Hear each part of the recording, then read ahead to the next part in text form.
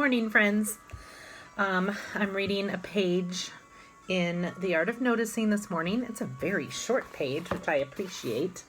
And today it says, repeat your point of view. I'll just read the whole thing because it's short. One student of mine, Steve Hamilton, noticed an incongruous bench not far from our classroom that he realized no one sits on. He made a habit of occupying this spot for 15 minutes every day and studying passersby. Lots of perfectly familiar settings would suit. Sit by an office window that you hardly bother to glance through anymore, or on your own front porch. The determined repetition of the same view over time will likely reveal something that is not really the same view after all. I had dinner with my parents on their patio, actually a couple times in the past couple months when it's been not too hot. And the first time we did that, I noticed that they have such a different perspective of our yard than I do. So I usually see the yard between our houses from my sunroom, from where I'm sitting right now. If I look out that window right there, I can see my peach tree and my parents' garage and their shed and the greenhouse if I sit back. So, but their patio is on the other side of the greenhouse. So when I was sitting there eating dinner, I was looking this way, and it was just a completely different perspective than I usually have.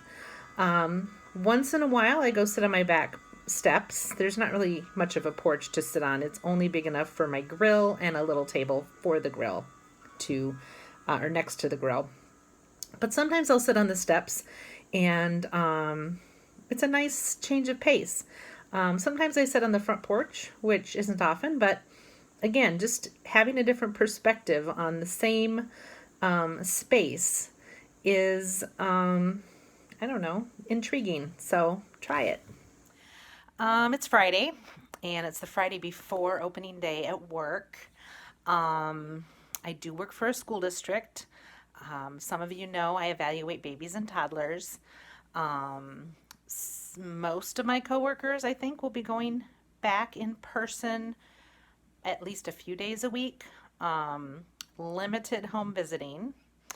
But I have some medical conditions that put me at greater risk if I get COVID, and I do not wish to experience that. So I requested accommodations, and they are letting me continue to work remotely as long as we are in the current phase in Michigan, which I think is 3. Some people think it's 4. Once we get to 5, then we will have to reevaluate the plan. But I greatly appreciate all of the people that have had to work and put themselves at risk during this pandemic. I sincerely hope that my coworkers and the families that we work with stay well. I've been doing my job at home for 5 months, and I'm going to keep doing my job from home for now. So all that to say that all this time off is going to end. And although we have funny schedules for the first couple weeks, after that I will work 9 days out of 10. So I have a day off every 2 weeks. And that's because we work year round, but we do work for the school district. So we have about as many work days as students have school days, but we spread it out throughout the year, including the summer. So I finished a sock. Super excited about my toe-up sock. And I learned a stretchy bind-off from the website Nitty. So if you would like a stretchy sock bind-off, you can Google that. And so it's different than the typical bind-off. If you're a knitter, you know that bind-offs don't typically include a yarn over, but this one does. And then it's nice and stretchy at the top. So the great thing is that, I don't know where the other sock is right now, but the great thing is that I didn't just knit one entire sock and then have to start again at the toe. I kind of did them in stages. So the other sock just has about maybe 2 inches of a cuff, so it needs another a little over 5 inches. So I can do it. and then I'll try a different toe-up pattern. So that's all I know right now. All right, one of my birthday presents was this chopper.